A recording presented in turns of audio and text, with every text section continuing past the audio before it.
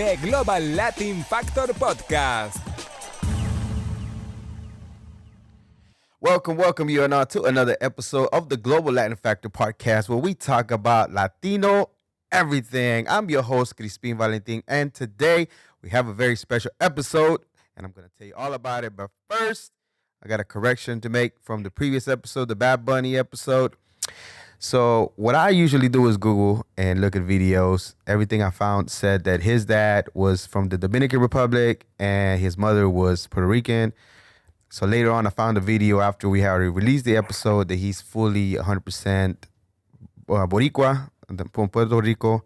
So I have to fix that. Even though in the comments, there's back and forth that his dad is Dominican. So I'm going to go based off what he said on the interview, Bad Bunny, and he said that he's 100% Puerto Riqueño, so that's what we're going to go for that. All right, so now with that out of the way, let me go ahead and get started because if you look at the screen right now, I got this very special book right now. Why? Because we have SGN, a seasoned educator, polished author, born in El Salvador, raised in Los Angeles, and we're going to have his co-author joining us later. JFLOW was born and raised in Huntington Park, is also an educator, podcaster, lover of nature, philosopher, and a full-time fool. We have Angel SGN Romero and Jesus Flores, a.k.a. JFLOW, author of This Foo, 7 Lessons for Burros and Bag Chaser by SGN and JFLOW of Elotes Books that sold over 700 copies and more. Welcome to the podcast. How you doing today? Hey, thank you so much for having me, man. I'm doing excellent today. Thank you for having me, Crispin. I appreciate it. Awesome. And real quickly, tell us where you're located right now. Yeah, so right now I'm in the San Fernando Valley, California. That's where I work. I'm actually inside my office at the school at which I work. Awesome. I appreciate you. Okay, so we're going to go ahead and get to a segment that I like to call Preguntas al Chile. So right now we have Preguntas al Chile. If you have not subscribed to the YouTube, go ahead and do so. If you are just listening to the audio, we do have the YouTube video that you can look at it. It's 4K, looks beautiful, and you'll be able to see this beautiful book that I have here. Okay, you ready? Yes, sir. So some of them are going to be a lot of Mexicano ones, but I got you, though. I got you. I got the Savi side. So tacos o tortas? Tacos. Corn tortilla or flour tortilla? 100% corn. Okay. Mexican coca o jarrito? Jarritos. Okay. What flavor? Orange. Okay. Naranja. Agua de horchata, jamaica o tamarindo? Horchata. Okay. Salsa verde, salsa roja? Híjole, salsa roja. Okay. We're going to get to this one or that one. Gorditas or pupusas? Pupusas. Uh-huh. Salvadorian tamales o Mexican tamales? Salvador, baby. Okay. Marquesote o tres leches cake? Tres leches cake. Elote loco or elote in a cup, Mexican style? Elote loco. Okay. Carne guisada o lomo entomatado? I never had the second, so carne guisada. Carne guisada, it is. Some of those are Salvadorian dishes. Churro or flan? Churro. Okay. Menudo o pozole? Pozole. Valentina or Cholula or el tapatio sauce? Tapatio. Okay. I don't know if you ever had the Mexican candy, the paletitas. They're coming like sandia, elote, mango. Which one would you like? I would probably go with sandia. Okay. And the last one, the bread, conchitas, the brown one, the pink one, or the white ones? The conchas, probably the white one. The chocolate ones. Awesome. Okay. So when you hear the term Latino, what comes to mind first? Yeah, bro. When I hear the term Latino, because I'm in the Southwest, because I grew up in LA, usually I think Mexican or Salvadoran or Central American, but I also think about like someone of Latin American descent, either living in Latino America or in the United States or abroad. Awesome. And do you identify as a Latino? Do you care if anybody says you're a Latino or anything like that? Yeah, I'm cool with it. I accept the term Latino. I personally identify as a Salvadoreño. So when people ask me, like, what's your background? I usually say I'm Salvadoran or Nice. Salvadorian. But yeah. Mm-hmm. Yeah. Do you So I know you've done different interviews, but however, during that time, we're like, man, I wish they would have asked me this. Do you have anything that comes to mind at first whenever you? A question that I wish they would have asked me. Damn, that's a Yes. really good question, actually. Um, Nah, man. Like at this point of my career, as an educator and as a writer, I really just enjoy the process, bro. Everyone has a different creative process as far as their podcast and their outlet. So for me, bro, I just go with the flow. Like I let them ask what questions they're gonna ask. So at this point, I I just let the interview do their thing. Awesome. Okay. Well, I'm ready. I got a lot of questions. Okay. My first question for you is, do you remember how your trip was from El Salvador to here? I know you were small and it was many years ago, but do you kind of remember what the journey was like? Dang, I've actually never been asked that question on an interview. So let me think about this. I would say I do remember, bro. I remember being very confused. I Mm-hmm. remember not having too much prep time for my abuelita. It was just more like, oh, mira, mijito, te vas a ir con este señor y este señor te va a llevar a conocer a tu mamá y a tu papá. Because I had already met my father because he had been in El Salvador for a bit, but he left after my mother left. Right. But I don't remember my mother, so that was. I don't want to get into too much detail, but all I do remember, bro, is that I experienced hunger for a little bit. It took about 3 days, and I was with a complete stranger. And I just know that I got to the United States, bro, and that was that. Yeah, and I remember you saying in the book. I don't want to give too many things about the book, but you did mention that briefly, and I respect the part that you don't want to get into much of the details. But the only reason why I want to ask is because I'm from Mexico too, and it's a similar story like yours. Like my grandma and grandpa, they like my grandpa's the one that took us on the bus to the border, and same thing. They gave us to some strangers that we never met.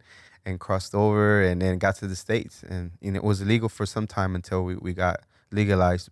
But yeah, it was a similar journey. It's crazy, bro, to think about. Like we're so little and we go through so much, and then you grow up and you're like, damn, like we really did that, you We know? really did that. How old were you? I was 11. How old were you? I was 7, bro. You were I was a 7 years old. youngster, Man, I can't believe you still remember some of that stuff. bro. I thank God every day, bro, that I even made it, bro. Because you don't know, some kids don't make it, you know? Oh Some people yeah. don't make it. Yeah, there's horror stories. People left in the desert. Like my mom, and whenever she was trying to cross over with my uncle, they got robbed. And luckily, it was just something, just robbed, took their stuff, and then that's it. But that was way back in the days. But yeah, you're right. There's Wow. there's so many stories that are not told that of horrible things that happen, and people don't make it. They get stuck trying to make it to the American dream. So it's awesome that we're here. Yeah, for real. Okay, so one thing about as far as you, where does your name come? Where does the SGN come from? What does that mean exactly? Because I didn't see it in Yeah, the yeah, interviews. absolutely. So SGN is my pen name. So that's one of my alter egos. I write as SGN. My legal name is Angel Romero, but Mm-hmm. my pen name or my alter ego is SGN. So what it stands for is Scholar, Gamer, Nerd. I'm a scholar first, a gamer second, and a nerd always. And that's your What does YouTube that channel, mean? right?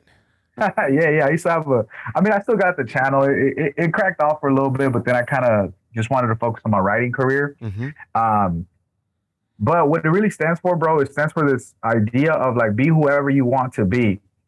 As a kid, I grew up in an environment where, a boy could only be like one or two things, and eventually I outgrew that kind of like limited mindset. And I was like, man, I'm not trying to be like a one-dimensional fool, Absolutely. And so I embraced the thing that I was told as a youngster that I could not be, which was a nerd. There ain't no Latino nerds, ain't no Salvi nerds in the hood. And I was Mm-hmm. like, forget that. Like I want to be that. So I said F that. Like I want to be who I want to be. And that was kind of the moniker, the pen name, if you will, that I went for. Scholar, Nice. gamer, nerd.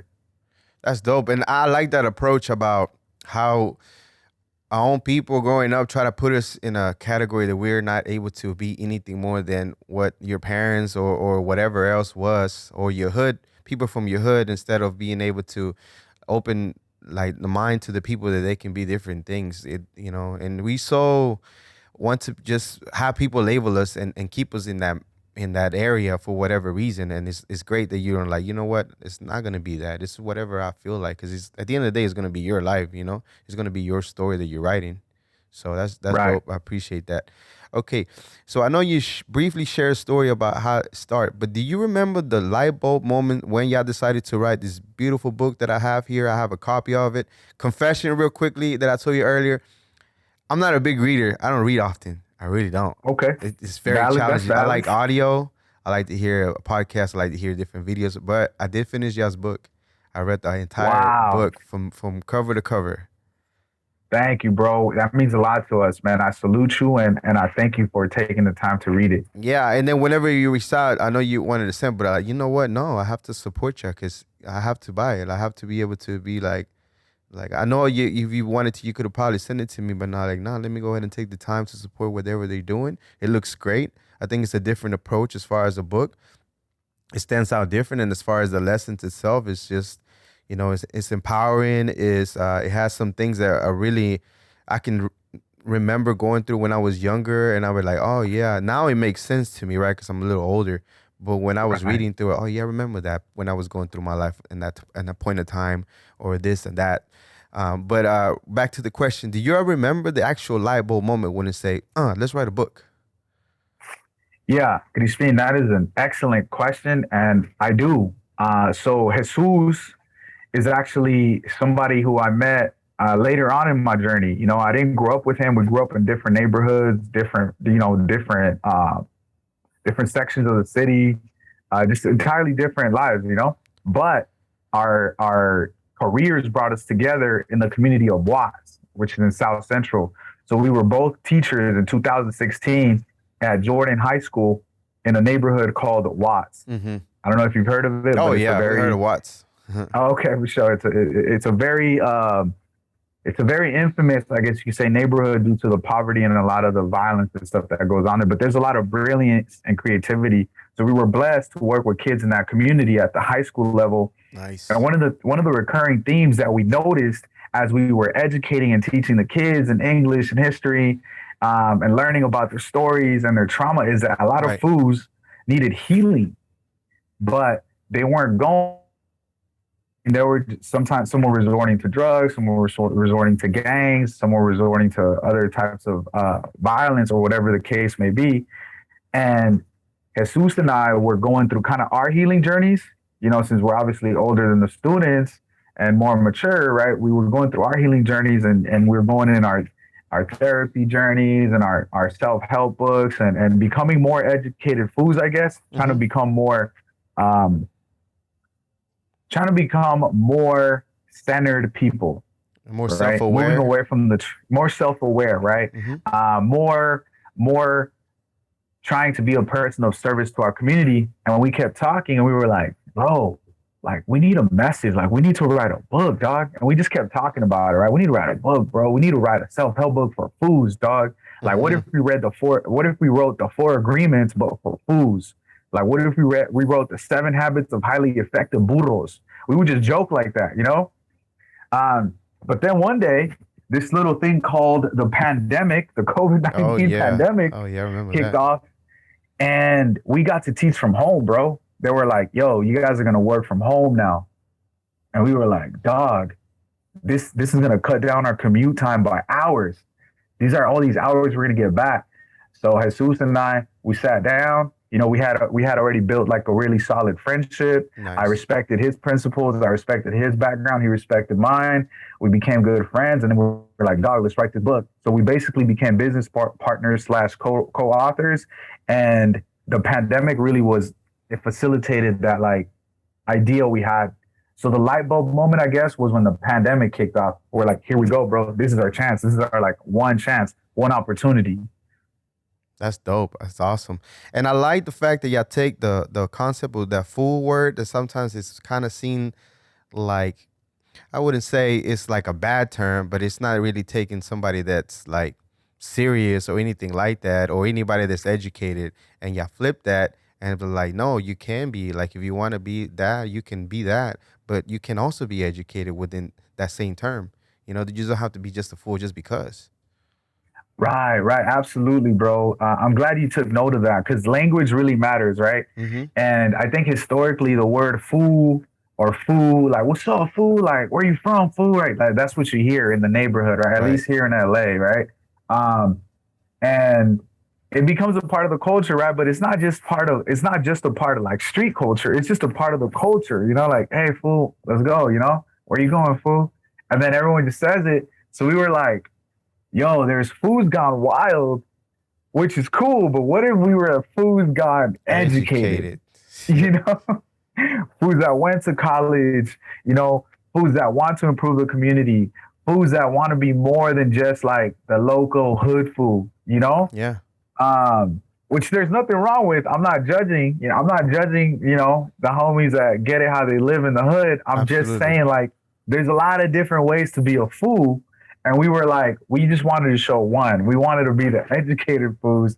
And we kind of turned healing into a light-hearted topic, because it's Yeah, hard to talk about your trauma, bro. It's hard to absolutely. talk about your problems. So we wanted to kind of give it a culturally relevant, funny twist to real problems, real issues that people in the Latino community, in the Mexican community, in the Central American community deal with on a daily basis. And that's how we came up with this fool, like this fool, because it's relatable. Yeah, it is. And not to mention that there is fools that are educated. Some of them came from the hood and are doing the other stuff. So they still relate to Exactly. that word, but they've been doing this stuff and they couldn't identify with anymore back to their roots. And then now you can see like, hey, you can still like be, it's not like a bad thing to be a fool, but you're educated and you have your degree, you have your business and whatever it is. So that's dope. Yeah, exactly, bro. I think that is a point that's a very important, critical point that you're highlighting, Crispin, is this idea that there are foods for many walks of life, right? There are foods who are doctors, there are foods who are lawyers, creatives, entertainers, teachers like myself or like Jesus.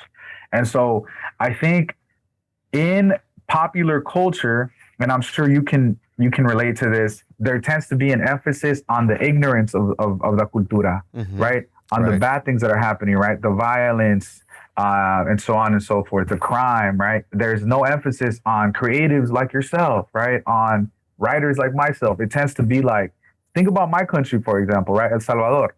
Like when you turn on the news, it's typically something that's about the gangs or about the poverty or about the crime, right?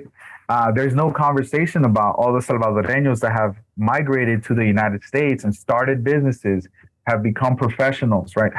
Are being productive members of the community. Right. And so for us, we wanted to kind of put our name out there like, hey, we're here, we exist, we're real, and you, young babies growing up in the hood, we see you, we love you, and you can do it, and don't give up. I know life is hard, but don't give up. Yeah, I appreciate that too because you're right. For whatever reason, like the negative talk and the negative conversation usually like goes higher and it gets more views than the positive things. And that's some of the reasons what I started the podcast too, because even though there is Latino podcasts, I feel like we need more and more presence, and the bigger the numbers, the better, to show and highlight people such as yourself, such as, some entrepreneurs locally that I have talked to, and different people that have come from different places, either Mexico or from Colombia or different Peru. I've talked to different people like that, and it's awesome for me to be able to highlight, even though they might be not in a bigger scale, but at the end of the day, they came and made a journey through hardship and are here now and doing like entrepreneurship or influencers, whatever the case might be. So yeah, I think it's important to keep the content going, and of course keep the books going, and that's awesome. Okay, why 7 lessons? Why not more? Why not less? Why was seven the perfect number?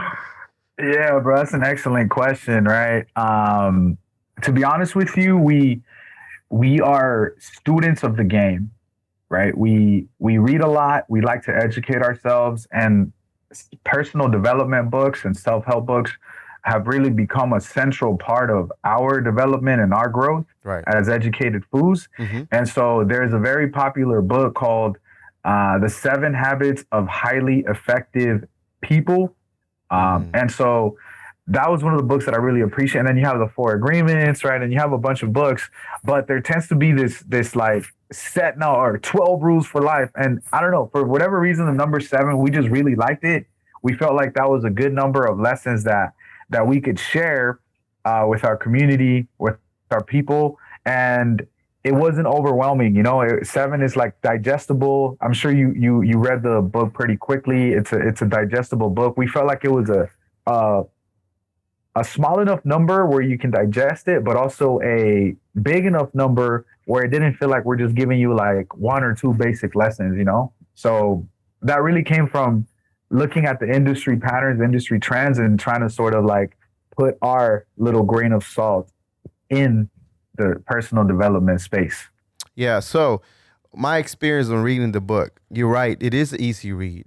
Some of the words here, there's a few words that are a little bit, because both your educators went to school. So some of the language is not super hard, but a couple words, maybe they're like, oh, what is that? I have to look it up. But other than that, relatable to the stories that y'all share. And not to mention, you don't make it a one fits all, meaning that this is just my experience, right?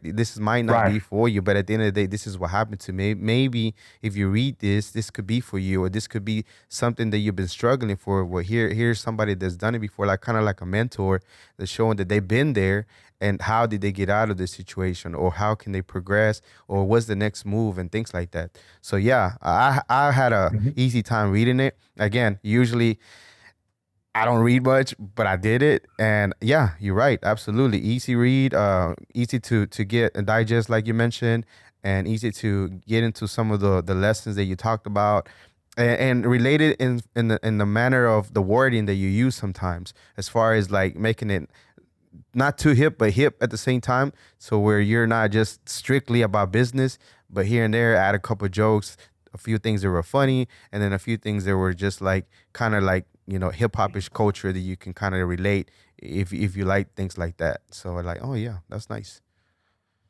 Yeah, yo, I appreciate you sharing that feedback, Crispin, because as you know, we are independently published authors. So we did everything ourselves, right? From the inception to the revision to the editing to the drafting to the concept, right? Everything was done by us. And so the fact that you were able to connect and reflect on that, I really appreciate it. And to your other point regarding the idea that Latinos, that is not like one monolithic experience, you're right. Like, we are very complex people as Latinos, right? There's not like one type of way to be a Latino. And so we really wanted to emphasize like, yo, this is just our experience. This is how we felt about it. If you connect with it, cool. If not, that's cool too. We respect it, Hey, yeah. Jesus is on. Let's get it. I can't see me yet, Jesus, but we weren't able to get the camera going on my side, but I hope you can hear me. Can you hear me, Jesus? JFLOW, we're good? Okay. So we were just getting into the book. I was telling them I usually don't read books. I'm not a big reader strong. I like to listen more stuff, but I was able to read the entire book. And I told him, I have the book in my hand. I went and actually bought the book. I know that he might suggest he want to send me one, but I wanted to support whatever you had going on. So I bought the book. And even though I don't read often, I took the whole book, and it was easy to digest, easy to understand some of the lesson, easy to be relatable as far as like being like some of the wording that I use, sharing your stories, but not a one fits all type of stuff. It's just kind of sharing your story, and hopefully it can enlighten somebody, which I think some people are going to benefit out of it. That's what I was just telling SGN. Thank you, brother. That means a lot, man. I really appreciate when fools can connect on that tip, because I know reading really ain't a thing, like for a lot of people. So for us to make something readable and digestible and like make it like the part of reading that's really hard to connect with is like why. That's why. Why should I spend my time right after work or after doing this and that? So that means a lot. Yeah, and then the questions that you put after every lesson. I'm not trying to give all the secrets on the book, but I do have a method of a couple questions to reflect on. So a lot of the time we forget sometimes that we read. We don't take the time to just like sit on the things that we just read, and some of those questions kind of sort of helped kind of reflect a little bit on what you have just finished reading, which I think is important sometimes to read for a few minutes and pause and just meditate or just, kind of ponder on what you just finished reading to better comprehend the message that you were trying to put. So I think it is well done as far as those type of questions. I liked it. I liked it because it made me think again. I'm like, oh, okay. So it was dope. Interactive. I'm really glad you brought that up, Greenspan, because this book, in many ways, I would argue, was inspired by our training / philosophical approach to our teaching. Right? We're very inquiry-based educators. What does that mean? That means that we don't believe in just like depositing knowledge into your brain and now you got to spit it back. Nah. It's more about like, what does this mean to you? How can you make meaning out of this information? Because let's keep it 100. If you read something but it doesn't connect, it really has no meaning to your life, right? So you just put it, you put that book back, right? And so for us, those questions were very essential in the sense that we wanted you to start a relationship, not just with our book, but with yourself, like with that idea. So that the reader, can explore that deeper. That's the value that we felt like one of the value propositions that we bring that's unique in a sense, because we want the experience to be the readers. Even though we're sharing our stories, our reflections, it's really about what jewels the reader can pick up. Not to mention, again, you made it somewhat interactive because whether you want it or not, you kind of, even though it's within the mind, you interact with whatever the read, and within the questions too, you start like your gears start turning in your head because, you have to kind of sort of like think about the question. Facts. Okay, so how long did it take total for y'all to get the back and forth and everything for you to complete the book? That's a great question. You want to take that, Jesus? It was about a year, brother. A year of the complete scope. Okay. But the writing process, the thing, like SGN, man, like you could give him a prompt right now and he'll write you 5 essays tonight. That's dope. That's so nice. Like writing is fun, bro. It's like your creative process, right? Mm-hmm. Like you can get things done in a few months. So the writing portion was actually like the easiest part. I think the writing portion probably took no more than 6 months, right? Nice. The other 6 months was really like thinking about the cover work, thinking about the editing, right? Thinking about how are we going to go ahead and distribute this, right? Thinking about like all the logistical pieces of creating a product. So overall, like putting all that together, it took about a solid year.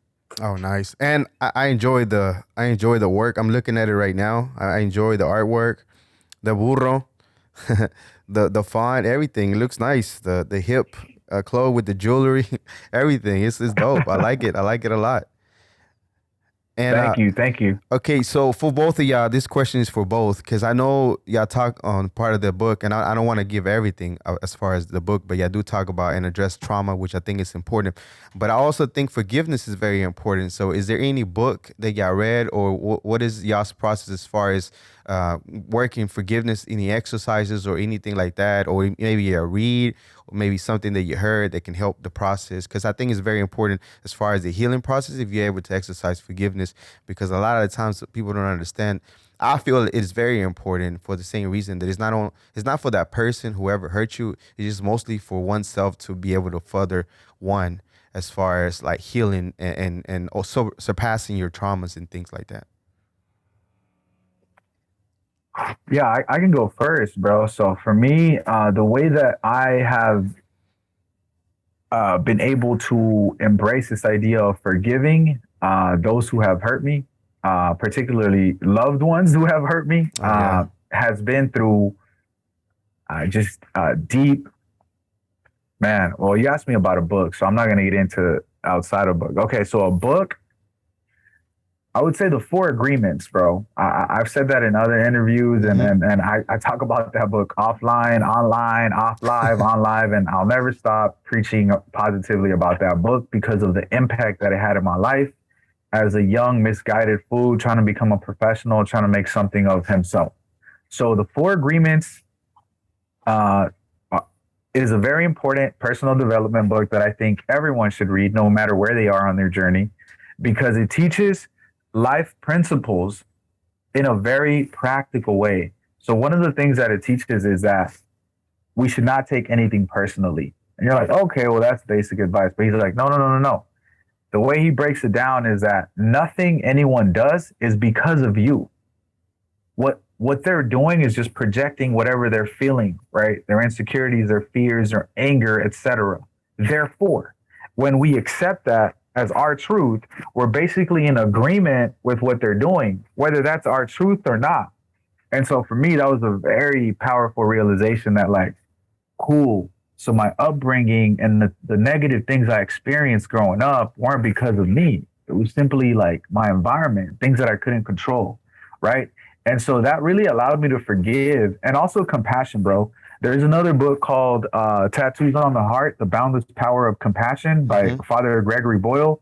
And even though like the people that are described in the book, the message of compassion and forgiving those who have hurt you really resonates in that book. And so that's how I was able to forgive some of those who have hurt me. It's like, oh, you were hurt.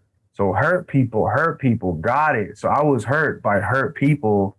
And therefore, it's my job to break that generational curse and not pass that trauma down. So empathy and compassion, I'll leave it at that and pass it on to my bro, Jesus.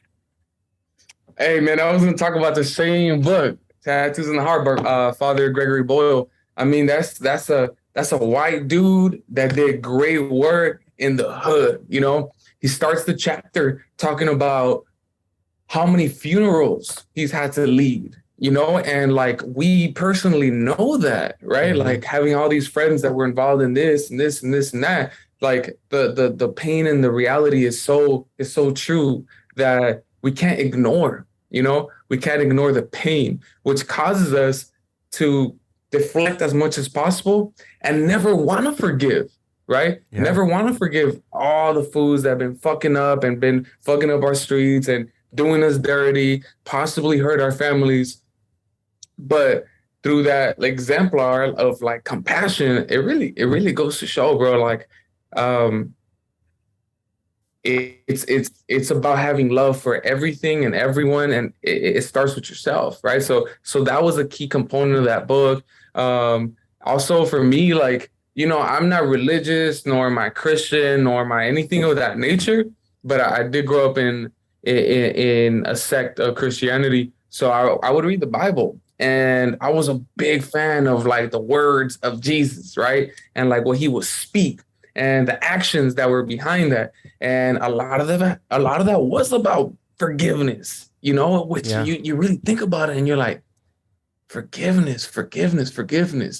Holy shit. Eventually you realize that it's not so much about forgiving your mom or your dad or your homies or the streets. It's more about forgiving yourself, bro. Because that's the person that you meet every single day. And when you learn to forgive yourself, it's so much easier to just live through life as an imperfect human being.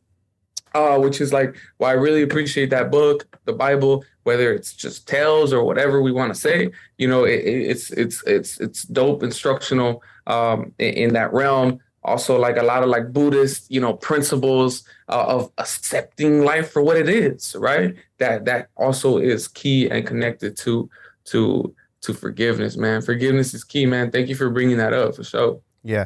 So the empathy part, I think, is super important because once you get to that point, you kind of sort of can see it from the other person as far as like the reason maybe why they're acting a certain way.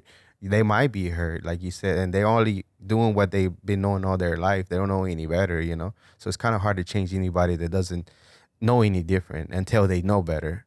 And then that's when you move on. For me, we all different, like you said. Yeah, I read, but mostly for me, it was a video that I found on YouTube.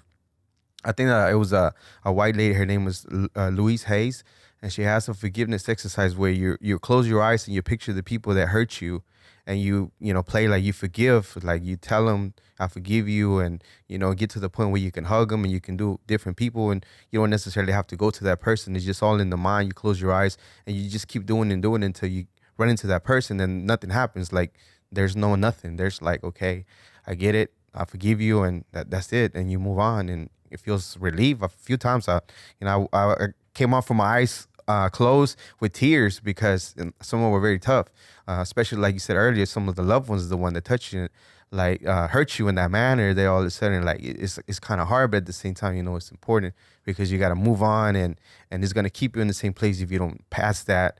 And that's the one that I used. It wasn't a reading; it was more of a video. But it practiced, and I still, to this day, sometimes it cuts me off. Somebody cuts me off on the road.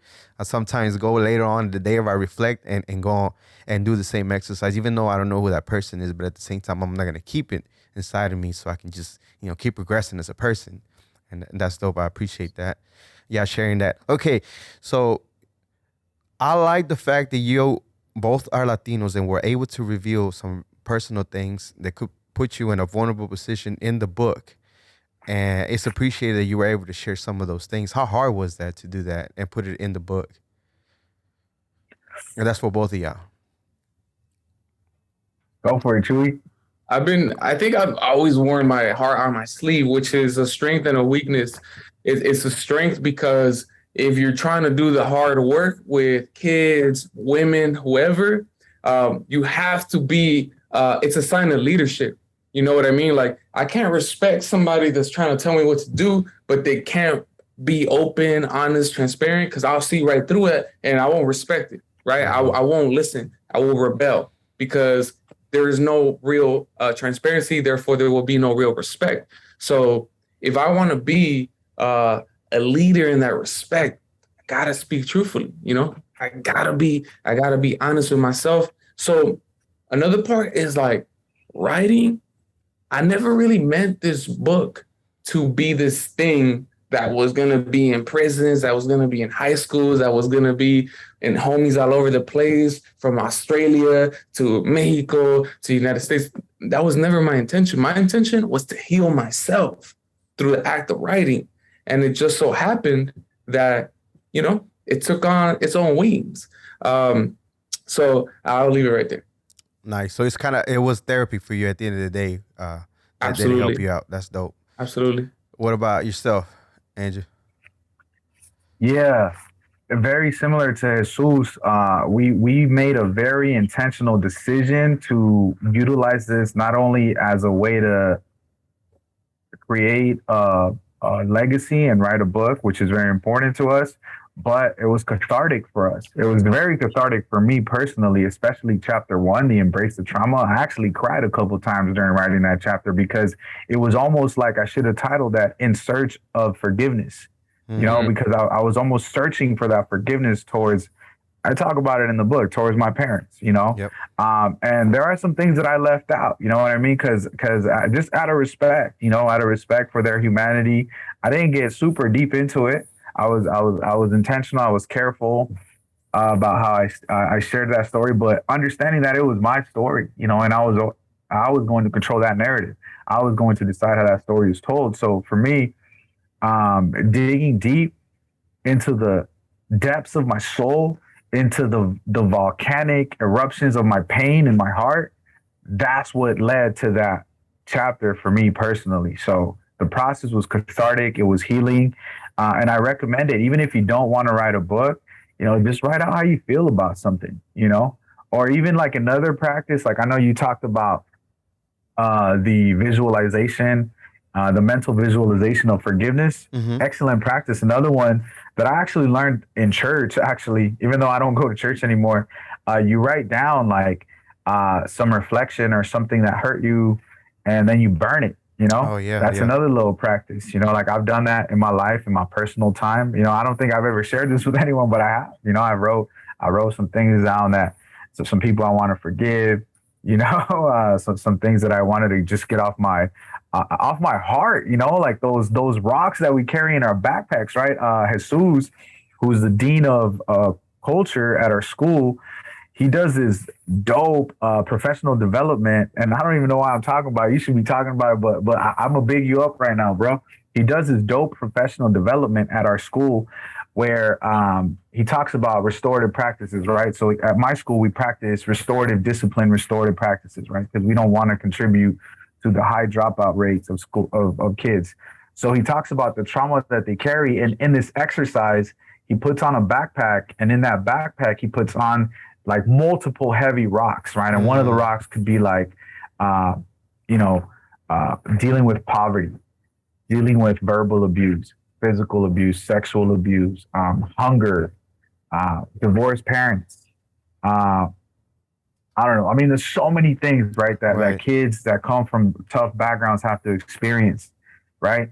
And it was crazy during the exercise because I was watching this. I was like, damn, this is dope. And the more rocks you remove, right, the lighter the backpack becomes. Yeah. And that's basically life, bro. The more traumas you unpack and just leave behind, the lighter you become spiritually, dog.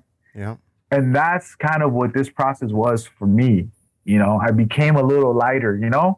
I'm not saying I'm fully healed, you know, because healing is a journey, is a process, right? It's a process, not a destination. Right. But we felt much better after it. And the fact that we were able to impact lives, I mean, blessed, bro. Blessed.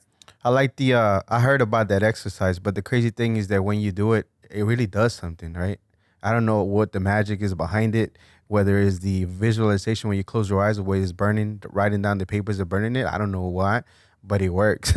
It works like magic. It really does do something to you. It really lifts some weight off your shoulders that you don't need to be carrying around. It's kind of like the same example about the rocks in the bag.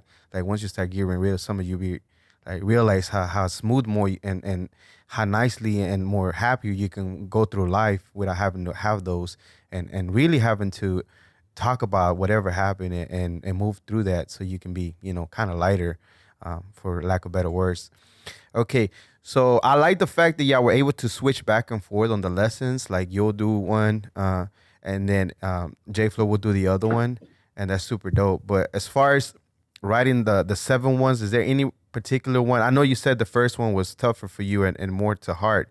What about yourself, JFLOW? Was there any of the lessons that you wrote that was like it was tougher to do, but you got through it? Or looking back, once you finish writing it, you'll be like, oh man, I didn't realize what I finished writing. I think it's gonna change somebody or touch somebody at least.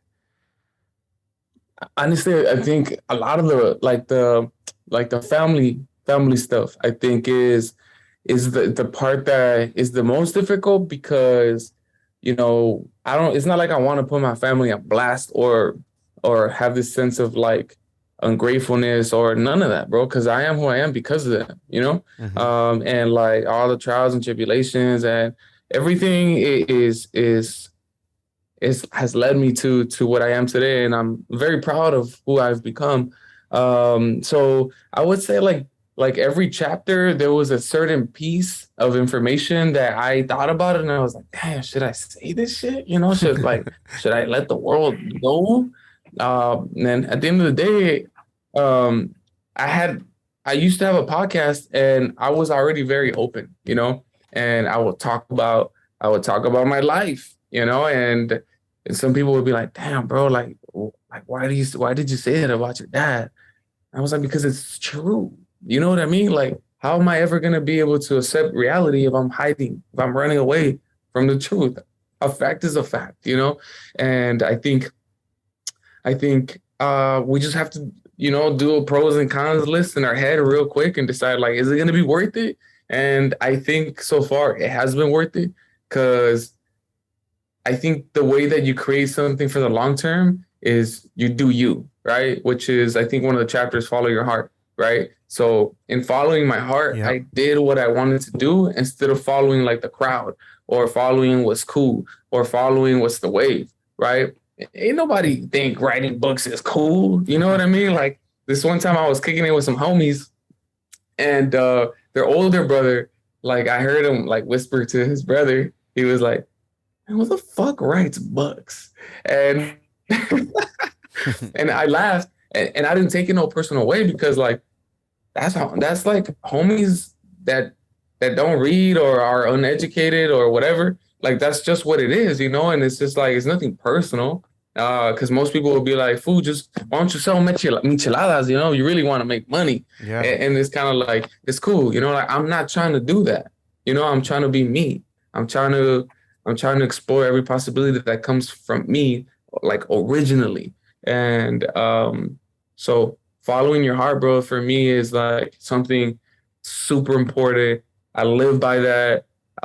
It gets me in trouble sometimes. It makes me do like stupid decisions sometimes, but at the end of the day, it's who I am. And I'm going to live by that. So following your heart, that's mine. Awesome. Okay. And was there any other one besides the first one that you did for Angel? Or is it any other one that kind of touched you more besides that one? Yeah, man. I think I would say the second lesson that comes to mind at the moment, based on that question, would be find your island.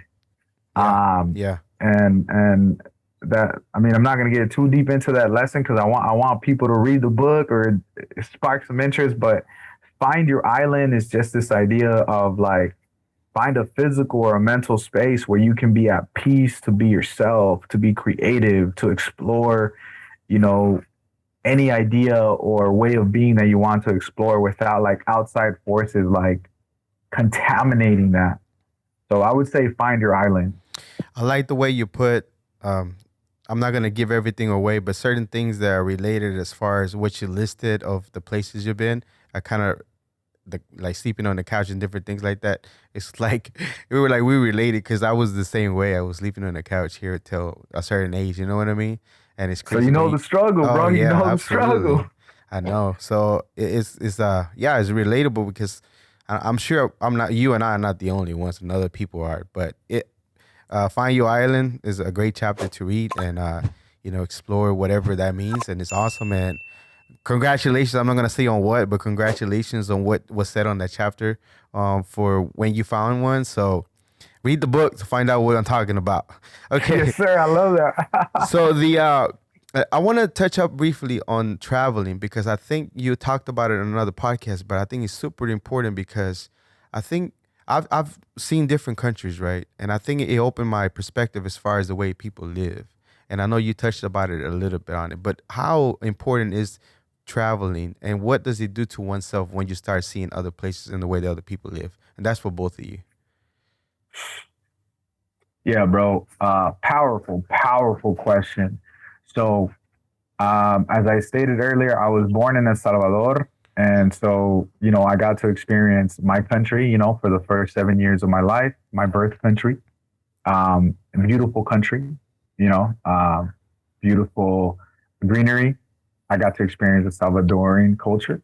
When I came to LA as a youngster, I got to experience a wide diversity of cultures. When I went to college, I got to travel to many different states through a scholars program.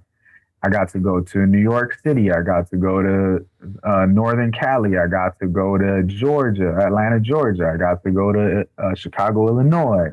I got to go to Utah. I got to go to Idaho. I went to all these different states. And even within the United States, you realize the cultural diversity. Most recently, I got to travel to Mexico, the state of Jalisco, where my wife's family's from. Nice. And what I've learned through traveling is that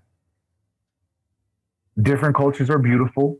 There's a lot more out there than your neighborhood, right? Whatever block you grew up on, the world is much bigger than that, much more bigger and brighter and sometimes more beautiful than that. And that's okay to admit. And what it taught me, bro, it opened up my perspective. For me, what traveling did, so I'll speak for me. What traveling did for me was that it allowed me to escape this whole kind of like this narcissistic, LA centric mindset. Like LA is the best place ever, and LA is the dopest place ever. And because the only thing I knew about Mexico was all like the media stereotypes. Like where they show you like the slums and places where there's real poverty. And I know that's valid. I know that's real. So I went to my wife's town in Guadalajara, like expecting that, And when I saw people thriving and living and just partying and going to work and celebrating and being happy, I was like, hold awesome. up, I was lied to. Yeah. Like there's a lot of life here, right? It's not just death and sadness. And so for me, it humbled me. It humbled me to respect all cultures, to know that every culture is different and there's a lot of value and diversity in that. And it just opened up my eyes, bro. Just love everyone, respect people, and open up your mind, dog. Like, open up your mind. There's a lot out there that you don't know because you don't know what you don't know. Oh, yep, true to that. What about yourself, JFLOW? Yeah, that's true, bro. That's true, man. Like opening your mind, bro. Like that's always been one of my things. It's like, oh, like open up that cranium on me. For me, I remember this is not my thought. I actually got this from Jordan Peterson. He was talking about how when you're a young man, right, you're the equivalent to a bird trying to stretch its wings out of its nest, right? So it's super important for us to leave our homes, especially a lot of us that feel a strong connection to home, whatever that place is. It's super important that you get out as far as possible. You communicate, you engage with people that you've never met before. You have to get that shock in order for you and your perspective to be stretched so far out where you realize that you have indeed been limited by your surroundings. And when you've realized that, it just makes you so much more rich as a human being. You get all these different perspectives, you get all these different resources. Yeah. And then eventually, if you choose to come back home, bro, you're not the same person. Once you see, you can never unsee. So you come back, you're just like this new person. You're no longer a little pajarito trying to spread the wings. You come back like an eagle, bro, ready to eat. You know what I'm saying? And you're just out here like you can fly now. You have like this high perspective about life, and traveling allows us to do that, bro. I was so close to go Chris McCandless. This is an individual who wrote a book called Into the Wild. And actually, he did not write the book, but the book was inspired by him. He's a character that after college, he had like $20,000 that his parents had saved for him, middle class people, and he like literally donated all the money. He got his backpack on, and he like traveled, right, backpacked all of America, and that taught him some crazy lessons about life. Unfortunately, he went far out into the wild in Alaska. And he froze to death. He ate some berries, whatever, and he poisoned himself to death. So, there's extremes. There's extremes everywhere, and extremes are quite harmful in many respective ways. So we should travel. We should leave home, but we should never forget our roots. Yeah. Our roots are super, super important. I lived in Iowa. I lived in Chicago. I lived in a lot of different places. And even though I was doing well in these different places, I never really felt my roots, right? And my roots are in Los Angeles, in Huntington Park. I came back and I allowed myself to flourish, right? So traveling is important, but never forget where you came from. Yeah, I feel the same way. So you were saying about what he was saying, whenever you go and see different places and it opens your mind. Because I used to be in the military, so I got a chance to travel different places. Oh, nice.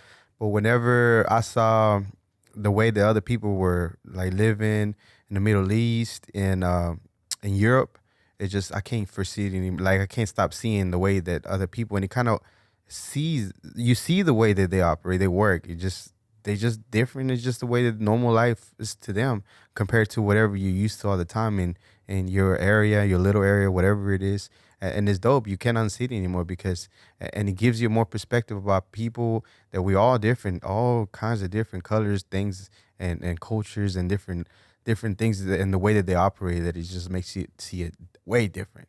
And it does open your eyes, kind of like, yeah, it just makes you see that, and more empathy for people as far as the way that they do stuff. And it's not always the way you do it, the correct way. It's just, man, there's so many billions of people that do life differently than everybody else. Okay. That's beautiful, brother. What branch were you in? Army. Just if you don't mind, I was in the Army a while back. Yeah. Nice. Okay, so I know y'all talked about that the school is kind of limited as far as what they can do for a child. But what do y'all do as far as trying to empower students to not only to get educated and not just to get schooled? what is it that y'all tell the kids, or what is it that resources that y'all provide the kids, or even lectures that y'all give your kids to help them open their mind to be educated and not just schooled? I've always been straight up with them, bro. I let them know. I say, hey, a lot of this shit is a trap, and we're building you up to be a mindless robot that's gonna go ahead and get a job at McDonald's, and you're gonna be stuck there for the rest of your life if you don't realize how important it is to think for yourself and to be your own independent self and be driven, right? To do for yourself and your family. Like, you have to think, bro. If you don't think in this life, you're for sure just gonna be like just a random food, like, for sure. Like Pink Floyd says, another brick in the wall. I'm not saying I'm not, but I'm just saying, like, some of us are a little bit more colored, and some of us have through the experiences of life been shaped in this way or that way. So in my later years of education, I got real big into financial education, right? Because I'm like, yo, bro, like, we're facing like real dire generational poverty. So I would make sure that we talked about from the basics of like saving 10%, right? I think George, the first name is George, The Richest Man in Babylon, right? I've read books like that with my students, with sophomores, and that book is real good at teaching you the basics of what to do with money, how to invest, how to move forward, how to get rich in life, right? I didn't get this information till I was like maybe like in my mid-20s, right? Versus like, hey, man, we need to be getting this information to our 10-year-olds, our 15-year-olds, and helping them create business plans for them not to live the 9-to-5 jobs, because the 9-to-5 jobs, kind of like myself, even though I'm kind of like somewhere in between where I've like self-actualized. So like, even though I'm still like working my ass off, I've kind of found a way, perhaps it's just a self-justification, whatever. We could find all these different psychoanalysis of what I'm doing. But in reality, teaching the kids that freedom is possible, but that financial freedom is one of the core tenets of being a free human being in this country. Like, don't get me wrong, I tell them you could either get rich and be free, or you go full homeless and be free. But which one would you rather be? And most people are like, well, shit, I'd rather be rich, right? So I've been real big on teaching the basics of like, whether we're talking about stocks, index funds, even crypto. I've taught my kids how to open up their decentralized wallets. I taught them how to buy ETH, how to buy Bitcoin, very basic things that I think back and I'm like, fool, if somebody was like that passionate and taught me how to buy Bitcoin when I was in high school, it would have been like way game over, right? So little things like that are things that I've done with my students in the past. That's dope. What about yourself, SGN? Yeah, bro. As for me, I would say I'm really big on literacy and reading. So I really push reading heavy in my classrooms. I always tell my students, in this class, you will read, you will write, you will discuss, you will present, you will speak. And we will learn how to do this academically. I really push literacy. I tell them literacy and knowing how to read and write is one of the most self-empowering things you can do, because you can make decisions as to what career you want to pursue, what college, university you want to attend, how to read legal documents, etc., how to negotiate contracts. Essentially, what I tell them is that language is a tool that can be used for or against you. That's what I teach my students. And so I teach them from a standpoint of self-empowerment. So I teach them like, hey, this is knowledge, this is information. These are just tools, right? I'm like, think of this class as a toolbox.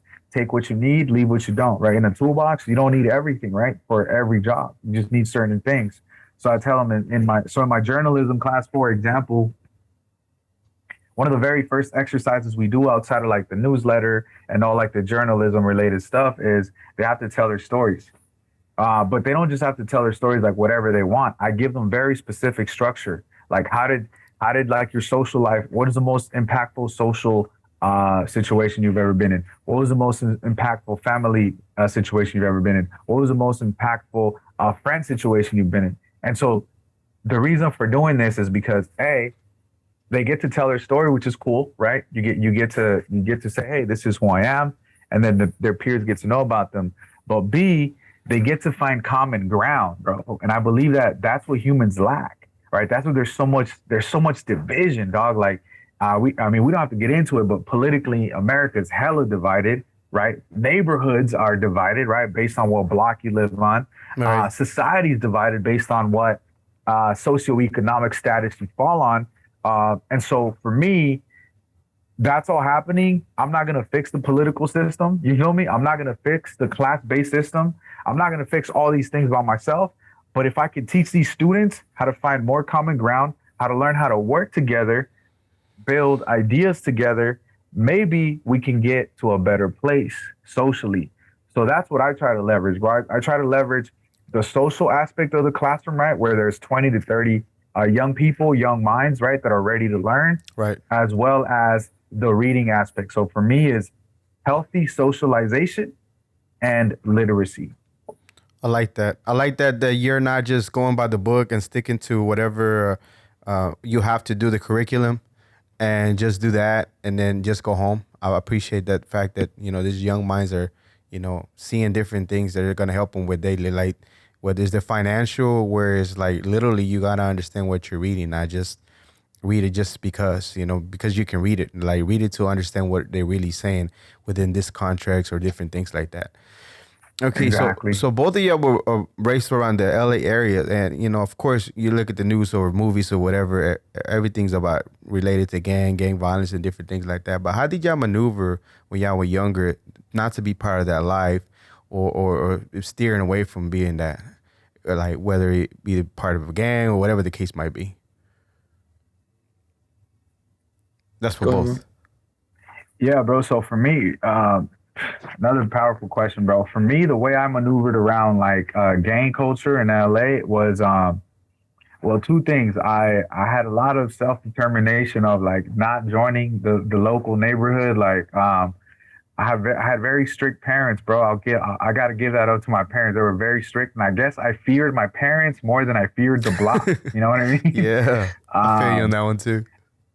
So shout out to my mom, bro. My mom, she gave me a lot of trauma, but she gave me a lot of ganas and a lot of heart, bro. A lot of corazon. Like I not that I wasn't scared. Of course I was scared. Like, who's not scared of the tough kids, But it was more like I just never gave in. So that was number one, right? Self-determination, right? Knowing who I was at a young age, I guess, or thinking I knew who I was, which was a schoolboy. That's what I was called. You were schoolboy, you were square. And just kind of like being like, all right, I guess I'm a schoolboy, I'm a square, And I was blessed, bro. I was blessed by I always had fools that had my back, bro. I was like the kid, like the Kendrick Lamar, bro. Like straight up banged out kids would protect me, bro. Like anytime things got out of hand. That's why I don't glorify gang culture, right? Because there's no need to glorify it, right? But I also like understand a lot of the reasons why it exists, Right. from like a family aspect. And yeah, bro, I had a banged out kid from a hood in middle school straight up treat me like I was family when I was getting bullied. No one stood up for me, bro. No, not a freaking teacher, not a principal, not other tough kids, but guess who did, bro? A gangbanger stood up for me. That's And dope. so I was blessed, bro. So I thank God, for that kid. I also had another hood kid protect me in high school. So like I was blessed, bro. I said God sent me angels through hood kids that banged, and as well as self-determination. Shout out to my mama and shout out to the banged out fools that looked out for me. Hey, I think they saw the potential in you. You understand that, it wasn't for you. And then, they weren't going to let anybody come to you because they knew you had somewhere to be. You know what I mean? And that's pretty dope. Yeah, bro. God bless their souls, bro. What about you, JFLOW? Those who protected me, man, when I couldn't protect myself. Absolutely. What about you, JFLOW? How do you maneuver around that? Bro, I didn't want none of that smoke, bro. For real, I was just like, dang, like motherfuckers is getting shot, like motherfuckers is getting like suspended and OT'd, and like I was just like, it's a lot of drama, bro. You're getting beat like because you want to, Like, what the fuck? Like, that shit didn't make no sense. They didn't add up to you, huh? Yeah. And then so that's one side, right? I'm like adding the numbers and I'm just like, fool, what the fuck? Like this shit don't this business ain't for me.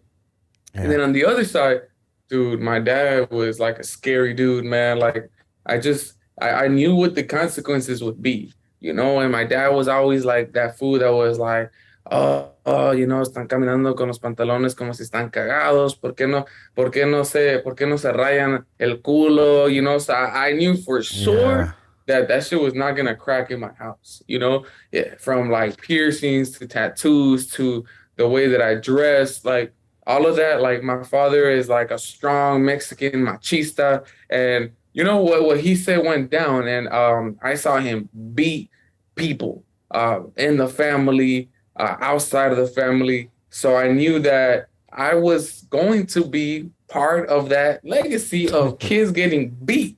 And I was just like, you know what? I was a middle child.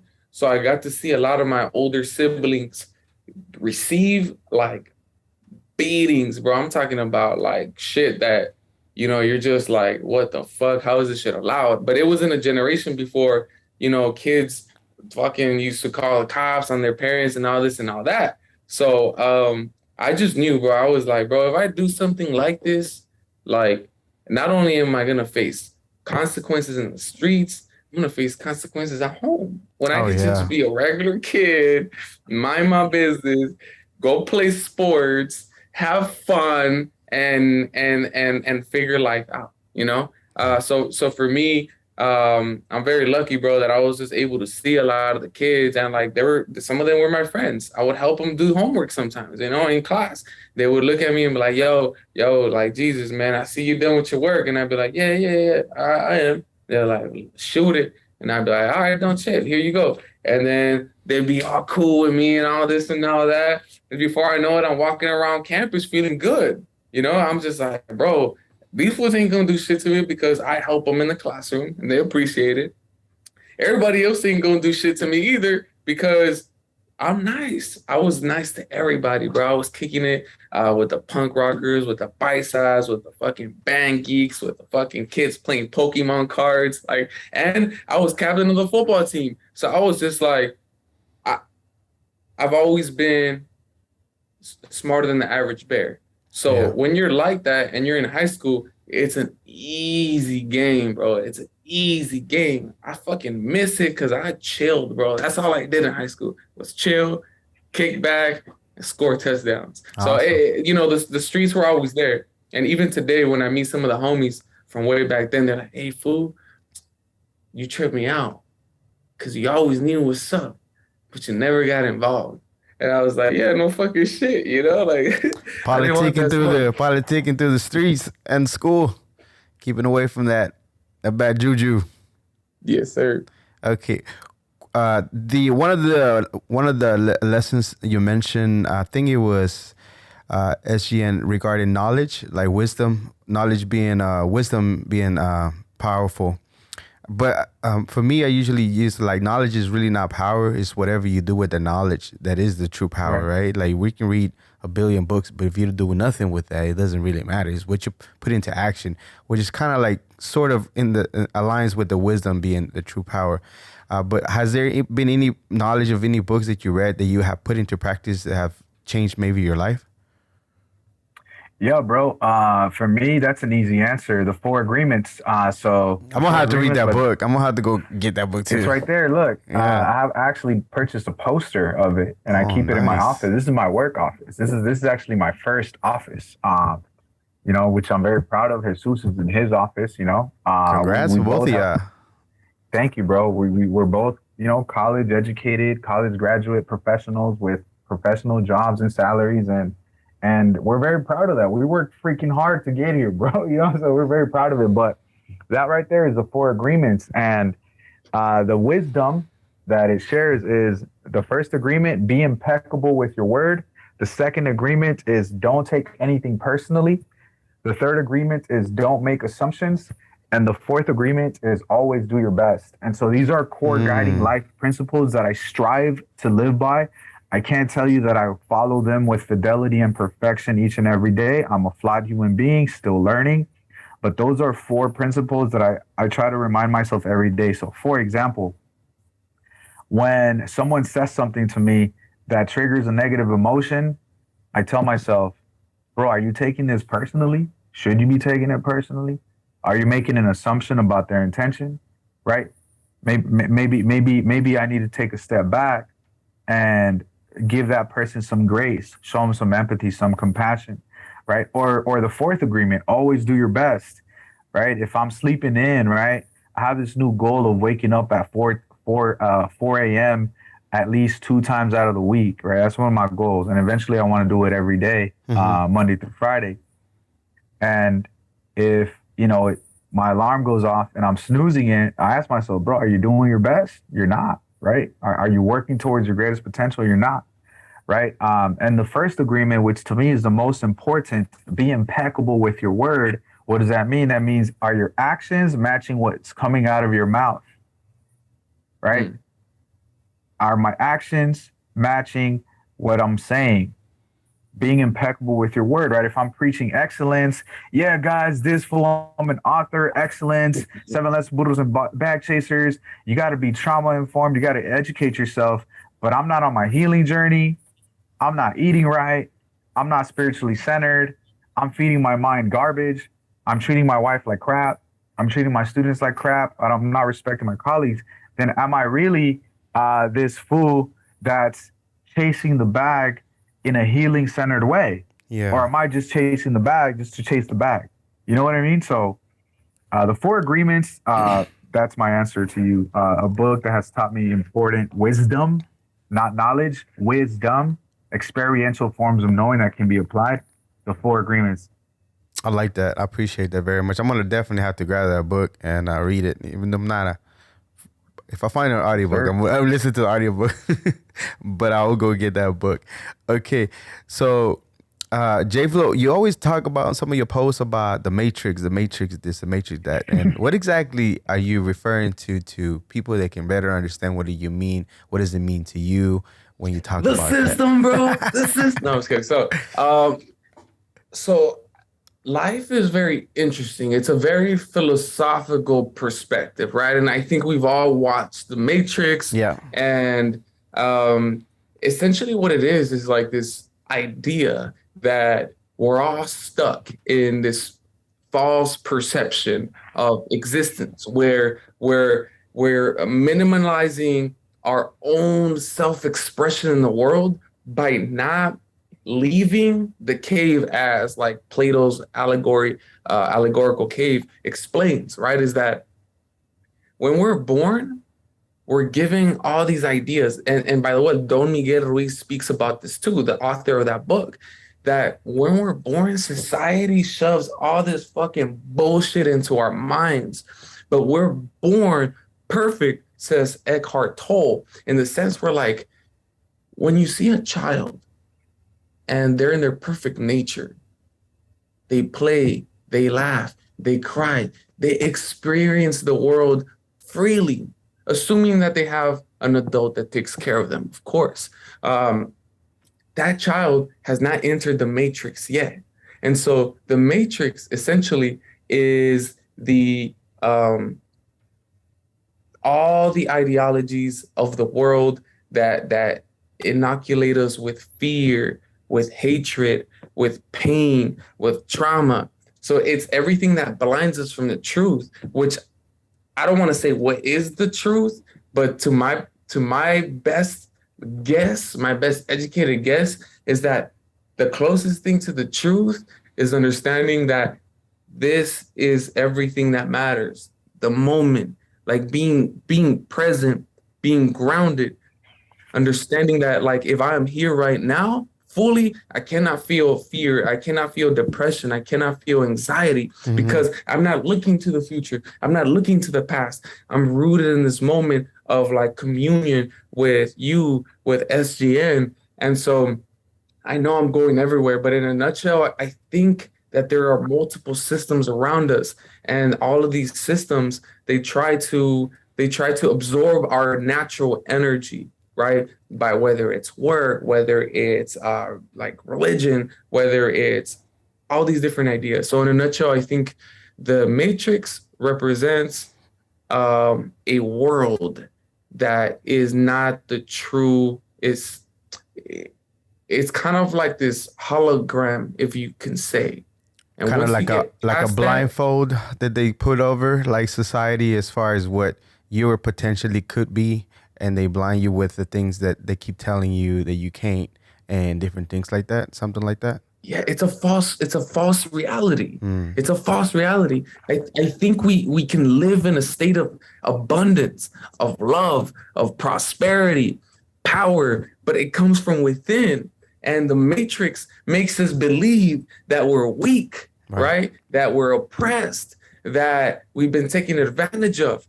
And so when you allow this matrix to create that narrative, you can never escape. You're stuck in this cycle of like always questioning yourself. And it gets deeper and deeper, just like in the movie, right? When you follow the white rabbit, that motherfucker gets deep, right? But in a nutshell, it represents a false reality of existence that I think we must all challenge and challenge ourselves, because I could be completely wrong in this idea, in this assumption. But luckily, you know, I have the rest of y'all to remind me sometimes, you know, like, hey, bro, like, maybe you're going the wrong direction, and these things help. But that's kind of like what I mean when I talk about the matrix. And the answer will be to, you know, deal with your trauma, further educate yourself, grow personally, you know and firmly believe in whatever you want to, that everything's possible. You just got to get to the point to get rid of all those thoughts, beliefs that were implanted in you that is not really who you are when you were born. Is that the answer, kind of, a little bit? Yeah. Knowledge yourself. Know thyself. And Nice. by knowing thyself and understanding that you are like the universe experiencing itself, then by knowing yourself, then you know everything else. You have a mastery of the universe, right? And when you walk with that power, dude, you begin to realize that you have way more power as you project into the world than not knowing yourself and everything around you telling you what you're supposed to do and what you're supposed to be. So knowledge of self is super key and important. Awesome. One more question for you, JFLOW. If you had a rapper in your class right now, what are you teaching him and telling him to make sure that he doesn't talk negatively about you, instead of talking negative, talk positive about you as a teacher? Yo, I love that question, dog, because like it always be the rappers, man, that be like, man, fuck my history teacher. Who the fuck is history? So honestly, for me, I'm gonna tell him, you could teach me more about life, because you have this creative expression, and that's power, bro. Like, I just want you to know that you're a powerful being and that your words manifest into reality. So don't be just rapping about fucking Xannies and fucking bitches and like, you know, I thought you was my fan. Now it's hot in here. So what the fuck is going on? You know what I mean? Like, I want you to know that your words are powerful to write brilliance, and because that will become a reality, bro. A lot of these rappers be talking about they want to smoke and they get popped, bro, because they're literally manifesting their reality. A lot of our favorite rappers started doing shit like that. Tupac, including himself, right? Yep. And he was a genius, right? So for a genius, for his later years, for him to manifest his own death in that manner, I mean, I think that was just part of his destiny, you know, and it's tragically beautiful. But if I can reach that powerful creative mind, because these are some of the hardest kids sometimes, bro, because they're so driven by their own like intellect and creativity and will, that they're strong, man. These kids, I met a lot of these kids throughout my career, and they have strong personalities. And my best method has always been letting them be, letting them exist. And when they're ready to receive a message, they come up to you and they ask you questions, right? So if this child was receptive and waiting for something, I would remind them of their own power and to write wisely so that they can manifest and create wisely as well. And hopefully they wouldn't write about their history teacher being a piece of shit, you know? That's dope. And the power of the word, I don't fully understand it, but I know it's powerful. But like the Tupac thing, that thought came to my mind before is the reason why he ended up the way he was, for the way that he, you know, even though it might have been art, but the words itself is just kind of like he made it come into reality. Whatever he was saying on his songs, even kind of sort of even almost detailing the way that he was going to go. You know what I mean? So it's crazy to me the way that they do. Okay, so we're running short on time, but I got a couple more last minute questions. Okay, I really do enjoy y'all's social media, the word of the day, all the ones, motivational things that y'all do is dope. I appreciate. When was the idea of start implementing some more of that content in your IG? When did that come about? That was you, JFLOW. So look, bro, I watch a lot of powerful influencers, you know, whether, you know, I can name so many, right? And I started realizing, I was like, damn, bro, like I don't care about fame, bro. I don't give a fuck about that shit, you know. In the perfect world, I would be rich anonymously and I would do great for society, you know. Unfortunately, it don't really work like that. You know what I mean? I don't have the skill to be able to do that in the shadows. So from watching all these badass fools, I was like, okay, dude, they be posting some shit online, bro. And you have to give free game. You have to. Otherwise you're never gonna be able to build rapport with humans that later on are gonna trust you enough to give you their money to pay for something that you want to go ahead and share with the people, you know? So in a nutshell, it came from watching a lot of brilliant people share great information. And it doesn't take that much, bro. You know, like literally right now, I'll get my phone and I get a little thought. And if I wanna practice it a couple of times, I will. Sometimes the first try is what people hear. And it comes from a place of like wanting to build again. It's like the book, building something, educating people, inspiring people, and sharing a little word with people that they resonate with, bro. And it's such a beautiful thing, bro, when people resonate with what you say. And I'll be the first to say, I'm still a fool. Yeah, I'm still a fool. I think, you know, sometimes it's just the frequency, because sometimes you can hear a message from 10 people and like sometimes 9 of them, nothing. They say the same exact thing, but you can't relate to them except for that 10th one. All of a sudden, for whatever reason, their voice, whatever, is just kind of more appealing to you.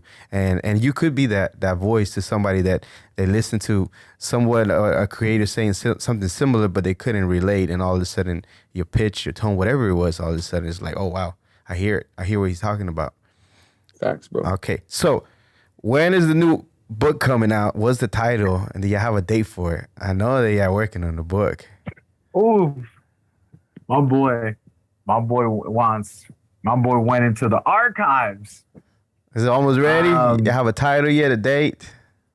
Man, we definitely have some working titles. We're not at liberty to share the titles at the moment. Okay.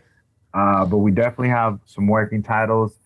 I would say, I don't want to put a number on it, but I'll be humble and say the manuscript is more than halfway finished at the moment. Would you agree with that, JFLOW? Oh yeah, for sure. Just being humble about it, it's definitely more than halfway finished. We're not gonna put a release date on it because we want it to be like this might be like one of our best works, bro. So we don't want to put a release date on it. We're willing to wait as long as necessary for it to maybe not as long as necessary, but we don't want to rush it, right? So we don't have a release date yet, bro. I don't want to like say put a date and then we don't meet that deadline. I don't know if you want to speak on that a little more, Jesus. Yeah, bro. Honestly, I would love to share these working titles because we got some fucking fire. But at the same time, it's kind of like it would be a premature preemie. You know what I mean? Yeah, absolutely. And I totally respect it. Yeah. I just heard y'all on a podcast talking about it. Maybe y'all had something, but I'm glad that y'all are working another one. And you already did one. Y'all were able to get the system down to get a book out now. So I'm pretty sure the process is a little bit more refined for the second one, and I'm pretty sure it's going to be great. So awesome. I respect the fact if y'all don't have a date or a title, but I'm looking forward to whenever y'all ready to get it out. Okay? Thank you, bro. We All right. appreciate that. Well, we are running out of time. I'd say an hour and something, but we went a little bit over. But real quickly, before I let y'all go, what is all your social media? Where can they get you at? Yeah, so I can get started. So they can find me at Scholar Gamer Nerd on Instagram, and they can find us at Who's Gone Educated on Instagram. Yeah. So at Foods Uneducated, is where my public information is gonna go on. I recently made my personal one private, just because I think it's important to kind of start kind of like differentiating. And there's all these people that just I hate the motherfuckers that just be keeping tags on you, but they don't show you no love. They don't share your shit. And I'm just tired of them like knowing what the fuck I'm up to, So that personal one is now private, but all my Food's Gone Educated shit, that's like I missed the cut. I just barely seen you requesting your personal. I missed the cut on that one. So good though. But yeah, I got you on the Global Land Factor. Bro. We cool. Hit me up on that. We good. Hey okay. Man, I'm gonna make mine private, bro. Cause I never thought about that, but I don't like that, bro. How you gonna be on my stories, but you're not gonna like my posts? No interact, share nothing. I feel you on that because I get that. Like so people that come through the podcast. I'm sorry for the interruption. You were saying? No, go for it. So yeah, I feel the same way as y'all. Their stories don't match the likes on the post, and I'm like, what the heck is going on? Like, I know you're seeing it. I just know you're not liking it, sharing it, whatever the case might be. I mean, I don't know what are y'all doing here. Who are you? Who sent y'all? And I agree. I agree. It'd be some weird motherfuckers on there. So we're on the same page. Yeah. And if you want to catch the book, if you get the book, you can go to Amazon. But where else can they get the book? Where else can they pick up the book? Whether it's a digital copy or the actual hard copy. Yes, sir. So for people interested in purchasing This Foo 7 Lessons from Burros and Backchasers, one of the most epic personal development books you will ever read. You can find it on hardcover and on paperback on Amazon. You can also find it on Kindle on Amazon. You can also purchase it via Ingram Spark. It's also available at Barnes & Nobles and at many independent bookstores across Los Angeles and different parts of the United States. So it's available everywhere. Just have your pick, and it ships internationally and domestically in the United States. Awesome. And JFLOW, I still got you there? Can you repeat that? Yeah, you're as far as like the book itself, I'm sorry. I think he answered the question for you. My bad. I just seen you were gone, so I'm making sure you're there still. Okay, a couple more last questions before I let you go. So one of them is if you can, a lesson that you learned in anything that you're doing in life that you could tell your younger self that can help somebody else, what would that be from both of you? Ooh, can I start, bro? I know this lesson. That's a beautiful question, Crispin. The lesson that I would tell my younger self is that don't worry, everything you need is in your soul. Nice. I like that. What about yourself, JFLOW? I guess for me, it would be more about like loving yourself and being confident. Like, I mean, it takes you a long way, bro, because when you're young, everything hurts you. And in reality, it's like, dude, when you talk to 60-year-olds, it's like they don't give a fuck about nothing. And it's just like, damn, bro, that's how we gotta be. So, loving yourself and being confident. Awesome. So the fact that you all are educators, you expanding the minds of young people, not only, as I mentioned earlier, just following by the book, but telling them and setting them up for the future. And the fact that you have a book that you wrote that's reaching worldwide, talking about Australia and different places, there's no doubt that both of y'all, by being educators and everything, y'all definitely are a global Latin factor. So, fools, gone educated, you are a global Latin factor. We appreciate y'all very much. Hey, thank you, bro. We're happy to join the Global Latin Factor Familia meets Food God Educated. Muchas gracias. We appreciate it, Christine. Okay. And one last question before I let y'all go. If anybody was to Google you in the future in some kind of search engine or Google, what do you hope for them to find about you or about your book? What would that be? We'll start with JFLOW this time.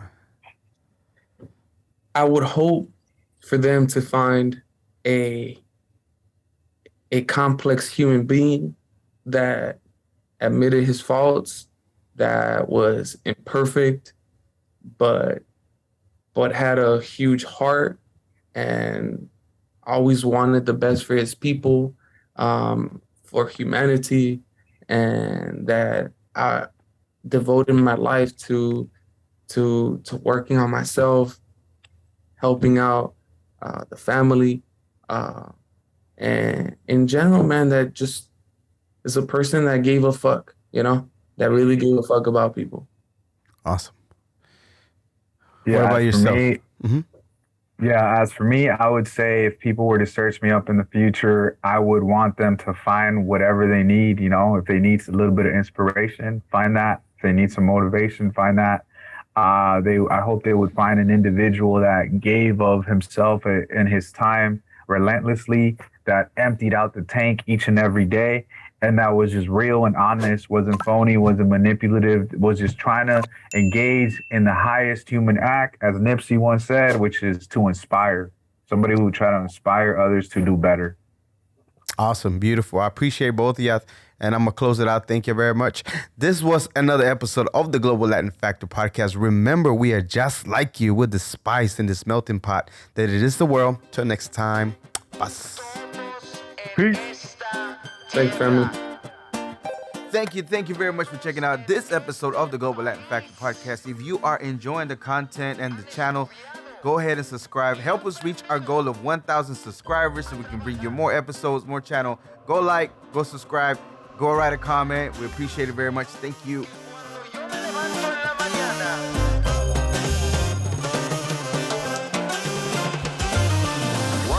What is del Vigo? Walks like a pero but in fact is a flamingo. Coming to Havana, Henry from Puerto Rico. On a pirate ship, you don't know where do we go. The birds of the jungle chasing fortune and